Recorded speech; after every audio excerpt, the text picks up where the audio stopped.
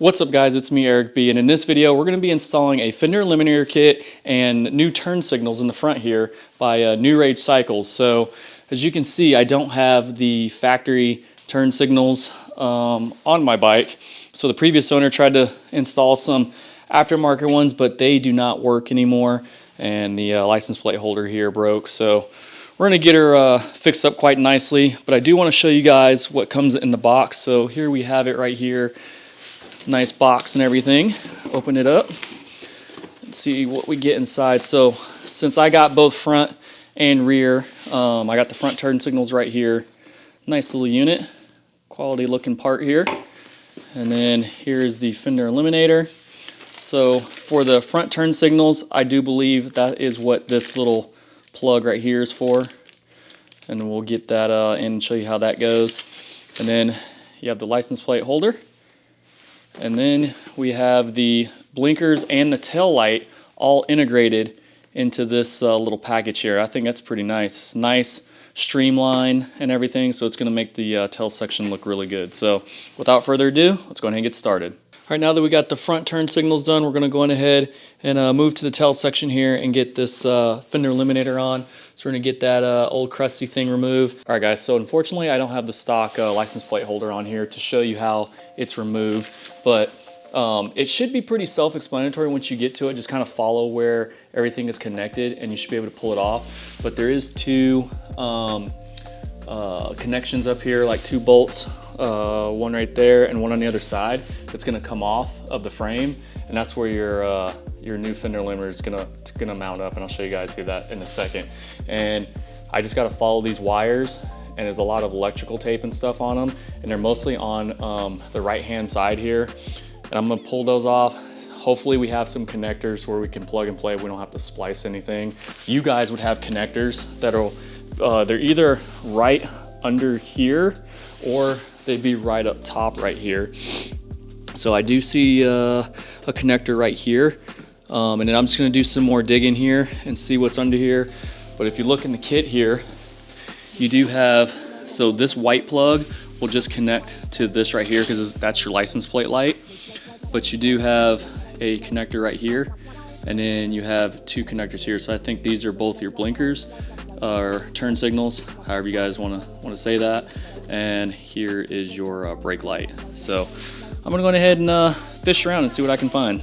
All right, guys, so after further investigation, we got this junk off of here and everything. And I have two bolts there. I'm gonna hang on to that because you never know if you have to reuse that hardware, but that's where I was talking about right there, where it should bolt up for the new one. And I followed these wires all the way up through the middle here. And as you can see, we are good. We have all the connectors. So we have the two turn signal connectors and the brake light connector. All right, guys, we're getting there. So we got this all unfolded and everything. And with your hardware, I kind of got it spread out here, but the two shorter little screws here with the two nuts, that is for your license plate holder. That's gonna go right here.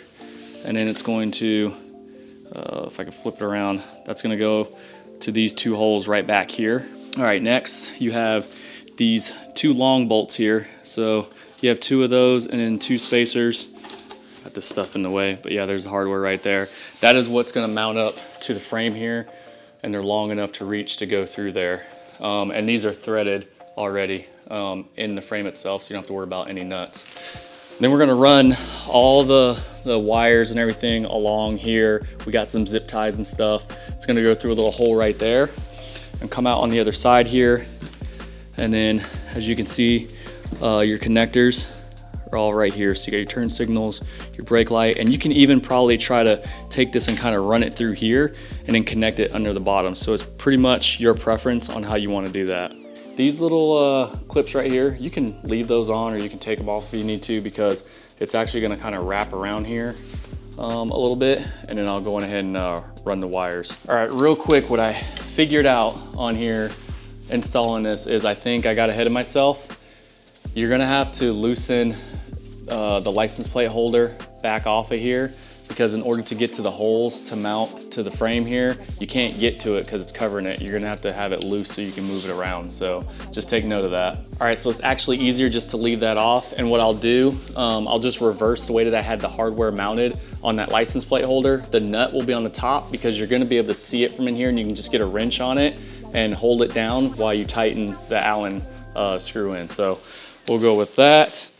And with that said, let me go ahead and mount this bolt up in here. Get this done. All right, so just like that.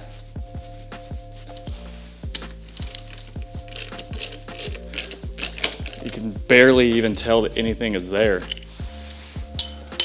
That's nice. All right, I went on ahead and got the license plate holder mounted, as you can see. So I put the screw heads on the bottom, and then, man, it's hard to see around here.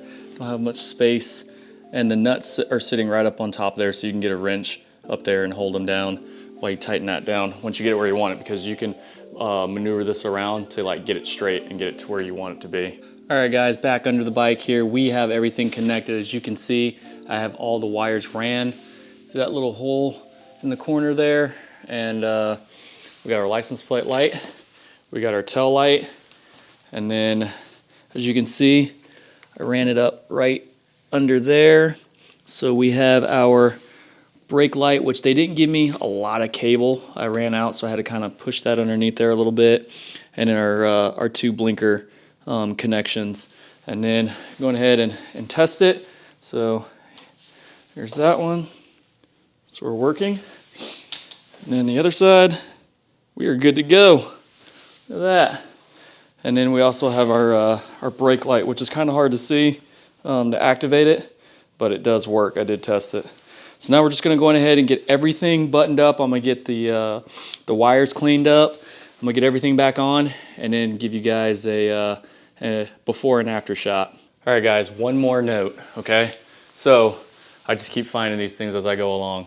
As you can see, I have everything tightened down on the Fender Eliminator and the tail section here.